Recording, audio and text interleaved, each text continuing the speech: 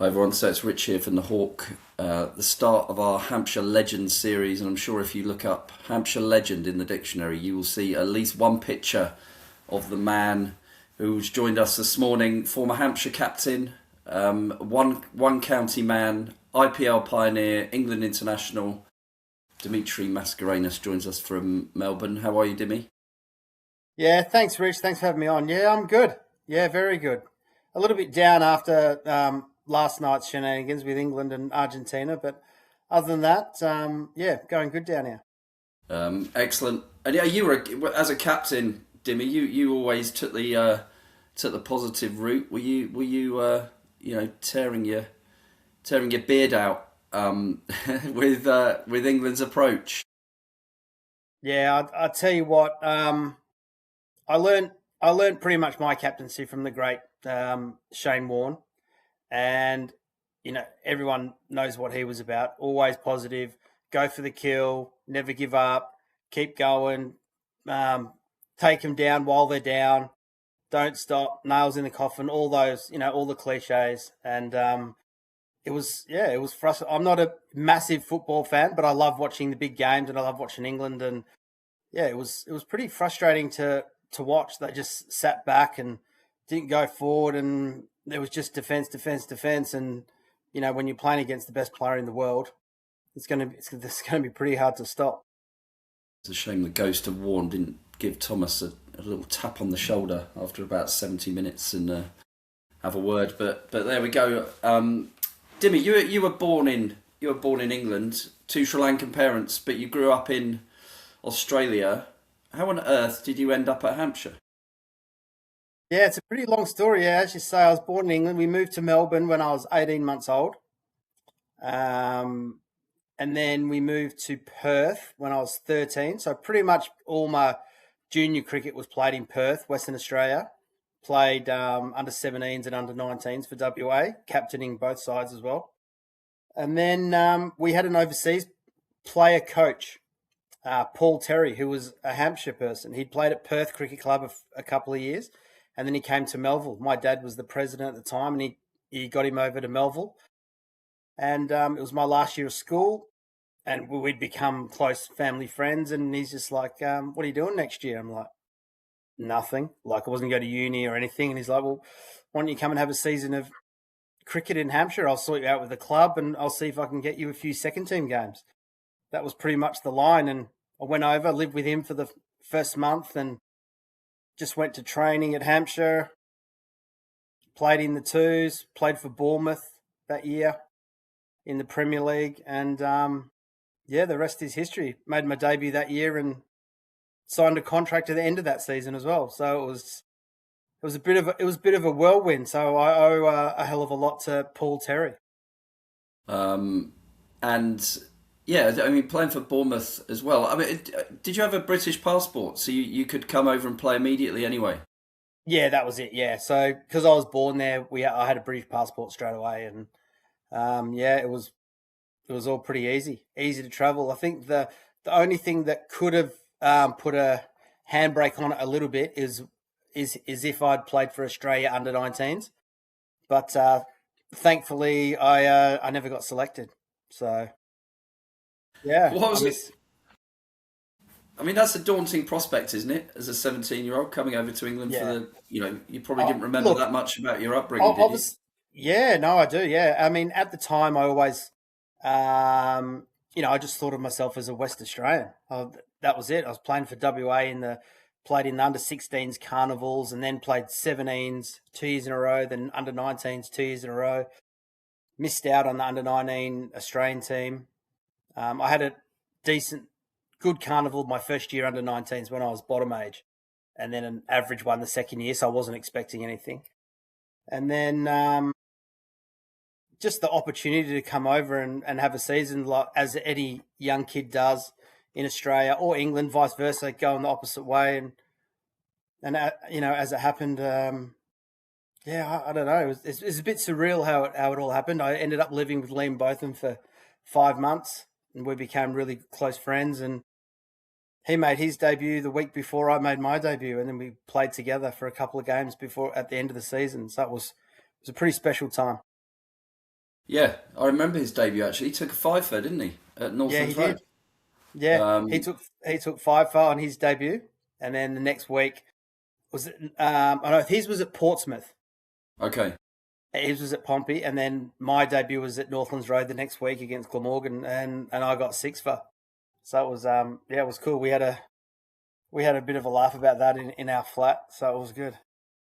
I mean, what was that like as well? Living with Liam Botham, son of an absolute cast iron English cricket legend. I bet you two could probably tell some stories, couldn't you, about that period? Look, it was amazing. He was such a professional, like so down to earth, worked his backside off, and a lot. Look, it's no surprise that he ended up playing, professional cricket, rugby league, rugby union. He was just good at everything. He's a low handicapper at golf. His young boys are both gun golfers now, and so the sport's just in his genes, and work ethic was seriously in his genes as well. Yeah, yeah. And when you turned up in that Hampshire dressing room, was there? I mean, I suppose a few people might have seen what you'd been up to for Bournemouth, but was there a case? Was there, a case of thinking, who the hell is this guy? Where's he come from?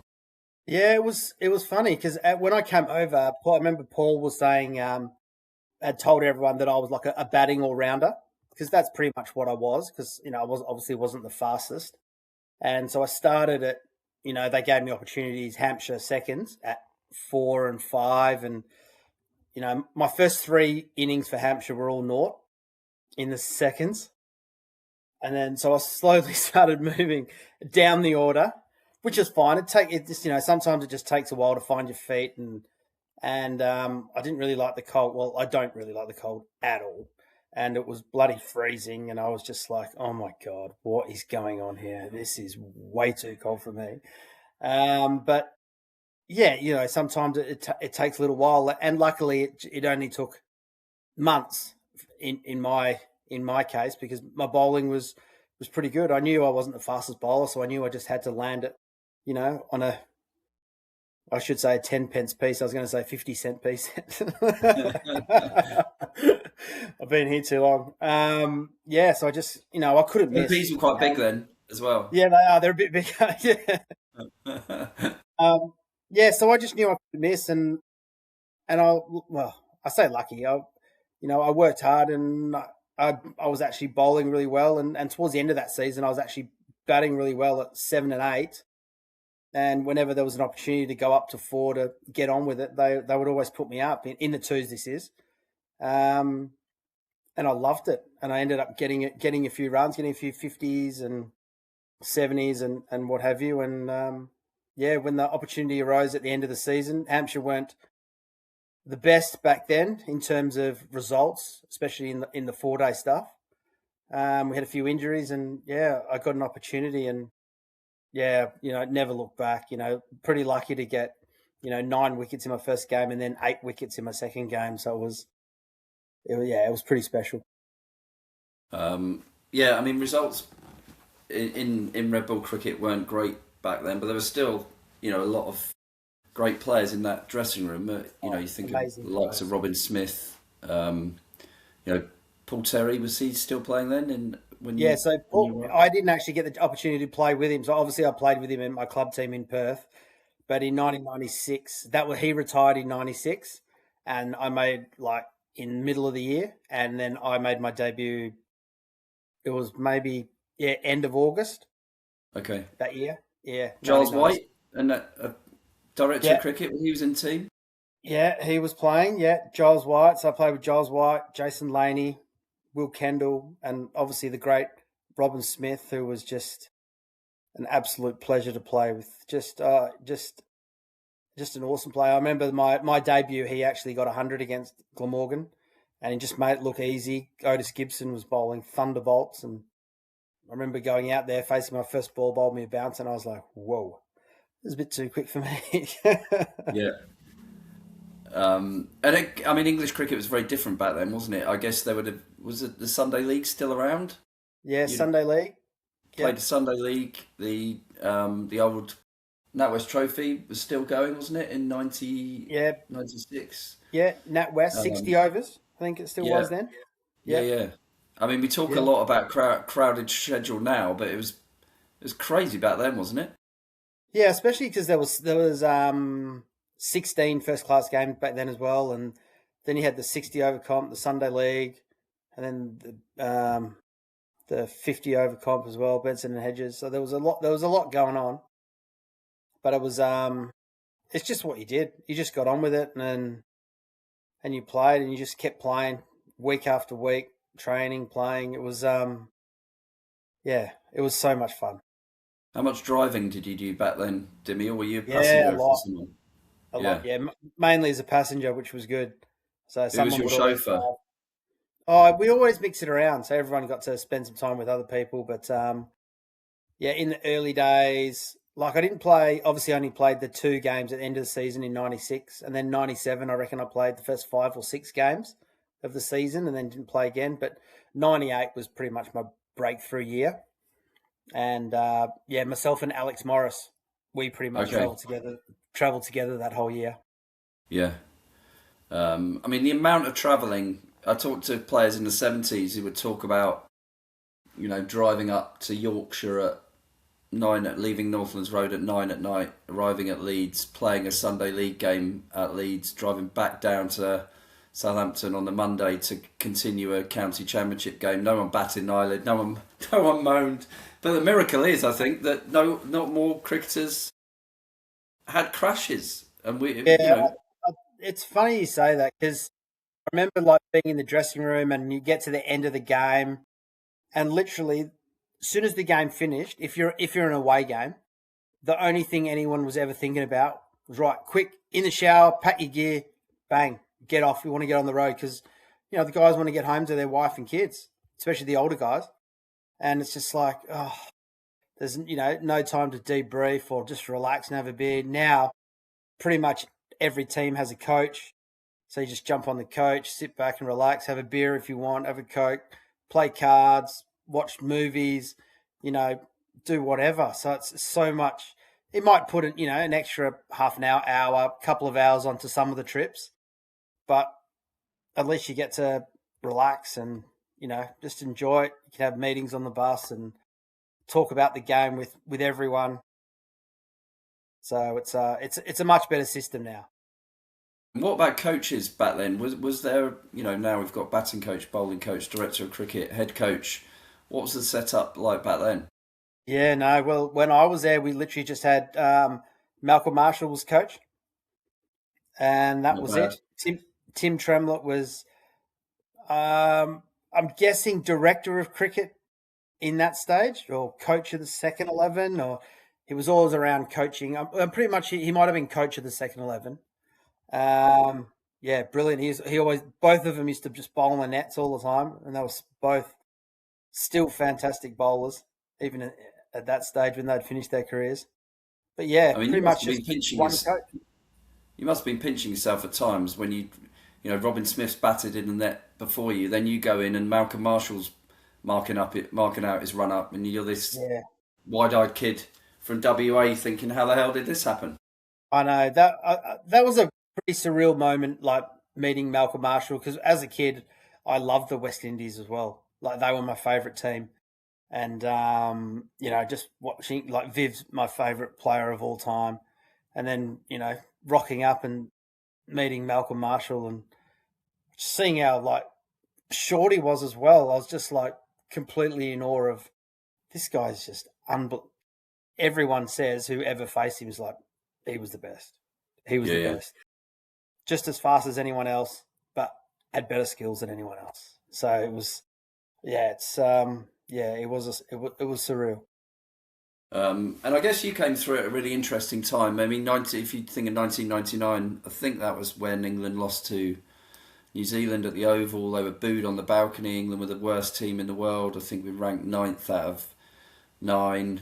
Hampshire, there was a lot, going through the process of leaving Northlands Road and going to the Rose Bowl. You had youngsters like Derek Kenway, Chris Tremlett coming through. It was a real transition period, not just for Hampshire, but I think for English cricket as a whole. It was around about that time, I think, where they started up the Rod Marsh Academy, where the best young players would go to in the winter. Did you, when you witnessed that transition, did you think that? I mean, when you first arrived, did you think God English cricket is in a terrible state, or did you?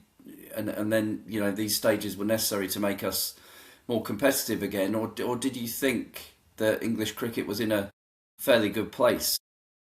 Yeah, I think I was a little bit oblivious to the fact of what was going on. I didn't at that time. I was still pretty young, and um, like I was just to be still in 1999. I was trying to just establish myself in the Hampshire team, let alone think about what England are doing. I love watching them. Obviously, they weren't going amazing, but I think I was um, more in tune to what I was doing at Hampshire and what we needed to do. Because still, Hampshire, we weren't going too great either, so we needed to do something to, um, start winning, fix our culture, and as it happened, it was the next year when we signed Warne, and then things changed for us dramatically, which was a godsend. But with the England team, they were lucky enough. Like they had some young players coming through, like Ben Holyoke would burst onto the scene and was like smacking it everywhere, especially in the one day stuff. And I think the one day cricket was going pretty good, as far as I can remember. I can't remember the results, but Yeah. yeah, Well, I think we completely fluffed the World Cup at home in '99. I think that was. but yeah, that Um, was when Australia won, didn't they? that wasn't Yeah, great, but there were some. I mean, you obviously had some fantastic players, and it was around that time. You had Michael Vaughan coming through the England under-19 setup. Alex Stewart was obviously around. He'd been around for years. Robin yeah, was starting to be in and out of the Test team. Like you alluded to there, the arrival of Warne. I mean, that was everyone's dreams had come true, hadn't they? When Shane Warne pitched up. yeah. It was again. It was another surreal moment. Like we'd all just seen Warne um, on the TV, pretty much. Robin Smith had played against him. I think Sean Udall might have in a tour game at some stage, but the rest of us had like pretty much just watched him on TV and were just like, can't wait to get him here. Um, and first year he came and got 70 odd wickets. He probably bowled a little bit too much. Robin Smith, God rest his soul, he legend player, wasn't the greatest captain, and was just like, if something wasn't happening, it'd be like, right, Warnie, you bowl, right, Warnie, you bowl, right, Warnie, you bowl. And who could blame him, to be honest? Who could blame him?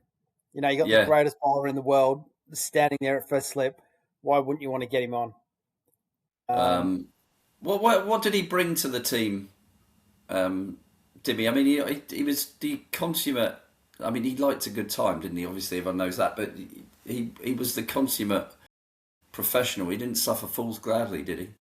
No, absolutely. No, look, he worked so hard on his game, and then we were lucky enough to see that as well, live from day in day out, how hard he would work, and just his mindset. It was like, we don't need to do lob ups and all that bullshit. He would say, so we're just going to win.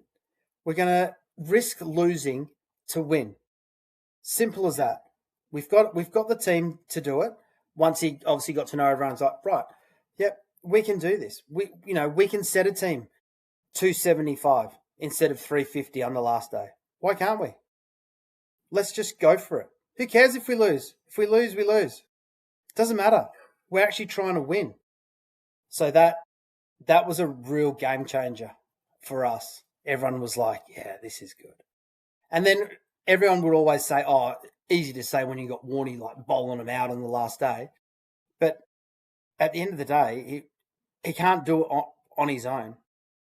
Once the top order, you ask any top order player, once you get in, the game's a lot easier. So we needed the seamers, Mullally, Chris Tremlett, myself, James Bruce, young bowling attack. Obviously not Mullally, but we needed to take early wickets to help us along, and more often than not, would get the job done. Yeah, there was times that we'd lose. Absolutely, when you'd think, Oh, it's ridiculous. Why would they set them that off this many overs? But I think in your head it's just like, well, yeah, let's just try and win. The game's much more fun when you're going for it. What's the point of batting a team out of the game and then just playing for a draw when there's only one result possible and they just block it out and you're trying to get them out and it's not going to happen? At least if you set them, they're going for it, gives opportunities to get wickets. If you bowl well enough, you're going to win. And if you don't, they win. Simple as that. Well played. And you just, congratulate the other Suspiciously team. like Bazball 20 years before Bazball. Yeah, it is. It is. Probably didn't have the cattle to go as hard as they do with the bat. Warney batted like that, to be fair. Yeah. All the time. But look, I think he taught us a lot. And look, I don't think I'd be talking out of turn in saying that Brendan McCullum would have learned a lot from hanging out with Shane Warne as well. Yeah. Did you did he have as big an impact off the pitch as he had on the pitch? Yeah, huge. Just on the culture around. Yeah, yes, he did like a good time, but like we worked hard. And, when the time arose, we could celebrate. We didn't go out a hell of a lot because every time we went out, he was just mobbed. But, when there was times in the change rooms and, we could have a beer and celebrate the good wins because that's what cricket's all about, spending time with your teammates. And you talk to any professional cricketer that's retired and you ask them, oh, what do you miss most? And they say, the dressing room. That's what they miss most. Not the playing, not the batting, not the hundreds, not the fifers, not the catches. It's spending time with your mates in the dressing room because you just never get that back in anything else you do. And I guess the tragedy is, we're sat here in 2026 and three of the greatest players who have ever played the game that we've mentioned, Robin Smith, Malcolm Marshall and Shane Warne are no longer with us. I mean, that's absolutely, incomprehensible. You were someone who knew all three of them. It's been tough, hasn't it? Yeah, it's very sad, especially with I know Mako died quite a long time ago, and he was only very young, 41, I think he might have been, 42 maximum. And it's too young. It's too young. And then obviously with Warney and the Judge going within 4 years of each other. Yeah, that's it's been pretty tough. It's been pretty tough on a lot of Hampshire people, a lot of Hampshire greats that have played with and been friends with both of them. Has that made you treasure those memories even more? Absolutely. Especially now, I think this is the first year that I haven't actually been over to England since, barring the COVID year, like since 1996. So it's it's tough because every time I'd go, I'd always make a point of getting down to Hampshire. Last year I only went for a month. It was just a holiday and I played in that Masters and just always loved going down and reminiscing and just walking through the old Rose Bowl, the Utilita Bowl now as it's known. And but it's just a beautiful place and brings back amazing memories. Obviously there's still you got the Shane Warne suite, which is there, which is awesome. Sorry, not the suite, the Shane Warne stand, and the Robin Smith bar. So it's they're pretty. I think they mean a lot more now as well to a lot of people. Those two places. Definitely. During that time in the noughties leading up to 2000, well, I suppose that time in the noughties was a special time, not just for Hampshire but for England as well. You had the Ashes 2005, which sort of just captured an entire generation of cricket lovers. But is there one particular moment, one particular match, or one achievement that stands out for you in that period? There's a few, but yeah, if you go to 2005, you talk about the Ashes, but 2005 was my first trophy. So since I joined, in '96, and then we won in 2005. We won the 50 over comp at Lords. So that was extremely special. So it's first time a final at Lords. I played a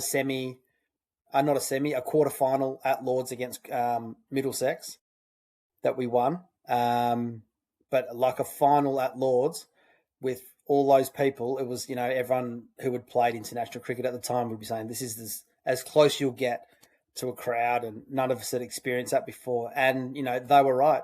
I was lucky enough to go on and play a couple of years later, and to play in front of that crowd and get the win was super special. Super special. Yeah, it was. And like you say, it had been a while as well. I grew up in an era where I think Hampshire didn't win a Lord's final until 1988. And then we had a kind of run, beat one in 91, 92, I think.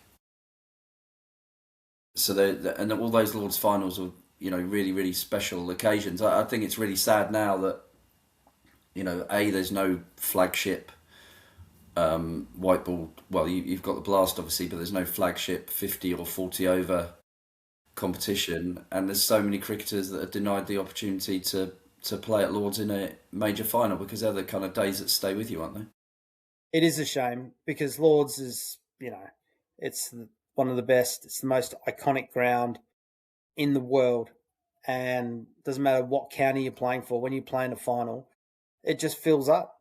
It's full, and for just your I was going to say average. Then your professional county player who doesn't get the opportunity to play international cricket or IPL or any of those like franchise games where you do get some big crowds. They won't get that opportunity to play in front of a big crowd at Lords, and it is a shame, because it's a special day, it's a special occasion, and everyone should be lucky enough to have that opportunity. Yeah, and for supporters as well. It's something you remember for forever. Yeah, absolutely, they love it. Yeah, 1996. If we forward wind to 2008, when you became this sort of, I was going to liken you a bit to Christopher Columbus. You sailed off and found this brand new world called the IPL that paid cricketers a lot more than anywhere else. But it's hard people find it hard now, because people just disappear. Players disappear, play franchise cricket all over the world, come back, no one bats an eyelid. In 2008, could you put into perspective just how revolutionary going to play in the IPL was, and actually the problems it caused you? Yeah, it was. Yeah, look, it wasn't easy. Firstly, I owe it to Warne again, because he was the captain of Rajasthan, and I'll never forget it. He got a phone call and goes, "Dim, do you want to play in the IPL?" I'm like, "Yeah, absolutely, of course I do. But I don't think I can I?" He's like, "Yeah, you can. We'll make it happen." I'm like, "All right." So literally, he made it happen. And then he's like, all you need to do is get permission from Rod Bransgrove, the chairman at the time, owner of Hampshire, and the coach. And as it happened, unfortunately, at that time, I'd literally just been signed. Warne retired in 07, end of 07, and I took over as captain from him. So it was going to be my first year as captain. And, rightly or wrongly, Paul Terry was coach, Rod Bransgrove was chairman, and they were just like, "Mate, we just can't let you go for the whole thing." And we were just to and fro. I reckon I had a 3-hour conversation with Rod one day while I was in Perth, and we came up with the best option to go, and it was literally a 2-week window where I missed the least amount of cricket for Hampshire. And so they allowed me to go for 2 weeks, and I played a few games in that first year, and was lucky enough to be part of the first ever IPL, first Englishman to play, and Yeah, and we won it that year. And what was the reaction of the members and the other people within domestic cricket when you were given that kind of window? Yeah, I remember some. It was a bit of both. Some were okay with it. A lot, I think it was more were unhappy with it. I do remember the chairman of the ECB at the time, Giles, someone. Is it Giles? Was his last name Giles? Yeah, he definitely wasn't happy with me. That's for sure. I No, don't think he was ever happy with anyone though. no, So I wouldn't worry about that.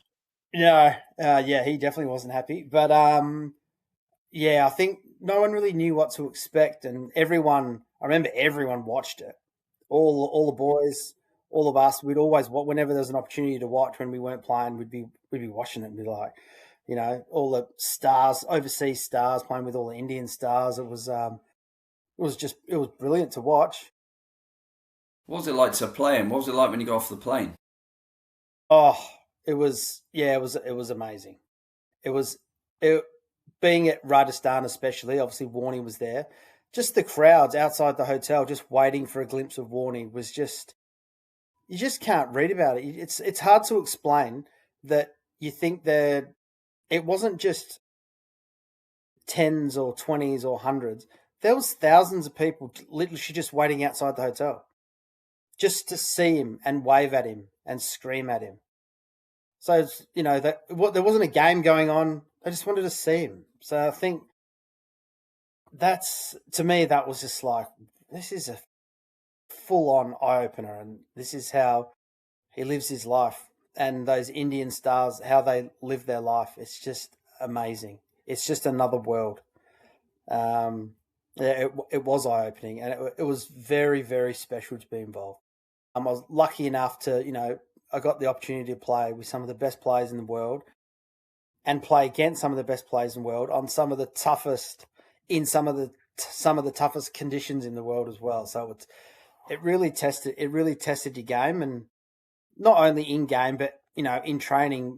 Bowling at Shane Watson and Graham Smith, and then getting the opportunity to face Warnie, and later on there was Sean Tate, Shane Harwood, these fast bowlers bowling at you. And then then the other spinners, Ravindra Jadeja, came from 18-year-old when I played with him in 2008, and look what he's done in world cricket now. It's just remarkable. Yeah, and within a year, you had KP and Freddie Flintoff, getting snapped up for 1.5 Yeah, 1.5 crazy million. money, Yeah. crazy money. Yeah. So the next year I know was South Africa, and did they both play in South Africa? I can't remember. Yes, KP definitely did. Yeah, I think they both did. But Ravi Bapara was there. Oais Shah was there. I think Paul Collingwood might have been there as well. So there's a few more Englishmen that had the opportunity in the second year. I don't think anyone else played in that first year, as far as I know. I guess no, they didn't. And I guess the funny thing is now you've got your forward wind, because back then I think the balance of power would very much lay with the international cricket boards, didn't it? And that they held sway, and if they said no, it meant no. Whereas now we're in a situation where England are looking for a new coach. Andy Flower's been named as a potential candidate, and he's reportedly said that he would take it, but he wants to remain as coach of RCB in the IPL, which shows, doesn't it, how much that balance of power has shifted, which is great in some ways because the players obviously got a lot more say and a lot more sway than they've had in the past. But where does that leave international cricket? Do you think because boards can't compete with the kind of riches that a lot of these franchise owners have? Yeah. Look, I think the teams will always survive. The big four, and and others, but you can't. You just unfortunately you just can't turn down that much money.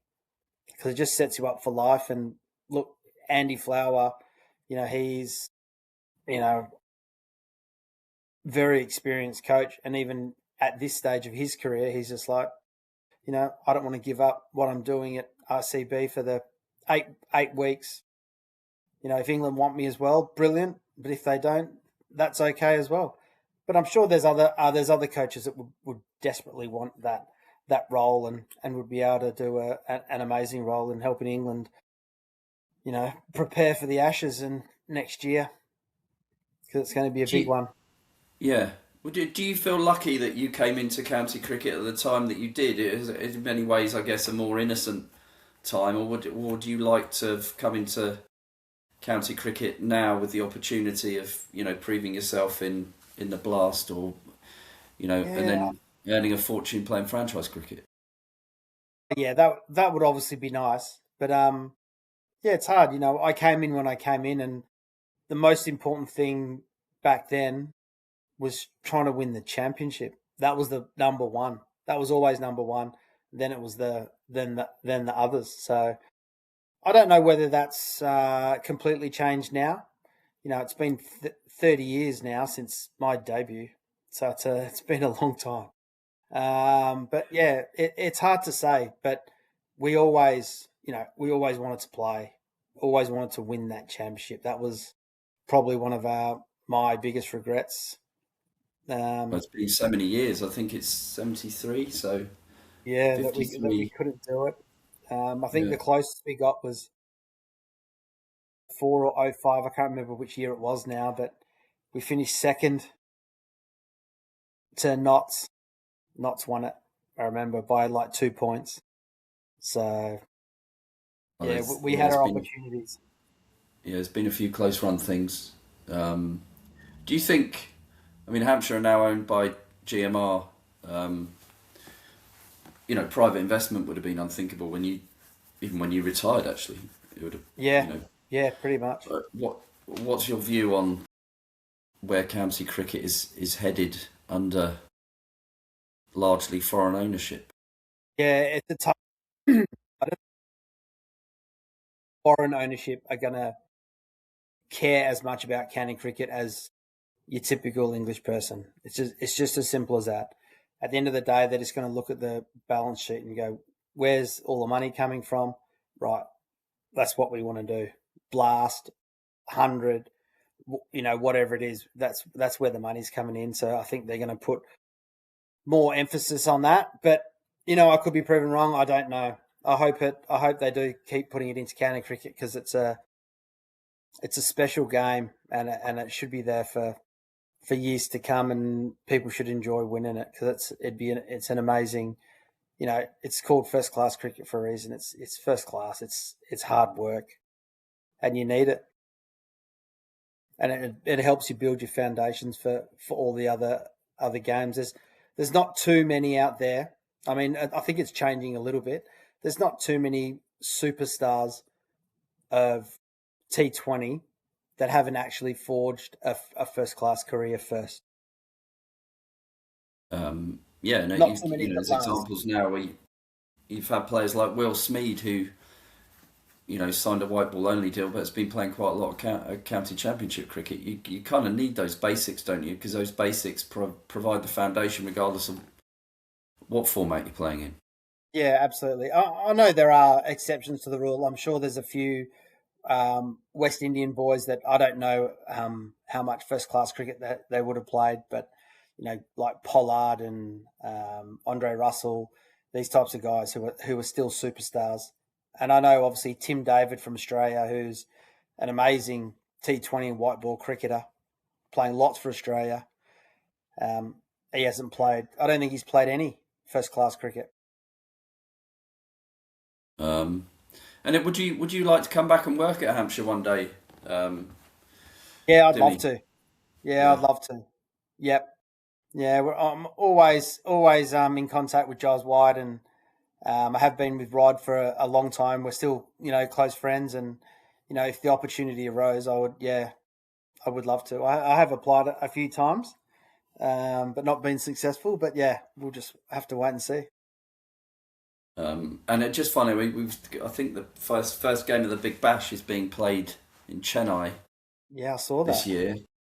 Could you imagine a time where T20's finals day is held in New York or in, you know, Mumbai? Who knows? You just never say never. But I wouldn't want to take. I've just seen that Hampshire have gone to a record 12th finals day, which is great. Hopefully they can get over the line and get another win. They deserve it. You can't keep getting there and not bowing out in that bloody semi. But hopefully they can go all the way this year. But yeah, but I mean, like we talked about earlier with the fans missing out at Lords, you just want the fans there. That's what it's all about. They love it. They support you all year. They pay their money, the kids, they buy all the merch. You just want them to be able to come and on the final day to watch you hopefully win a trophy and hoist it up. So I think that's pretty much what you want to do it for. So I'd rather not see the finals. Maybe the odd game can go off and play somewhere else, but not the finals day.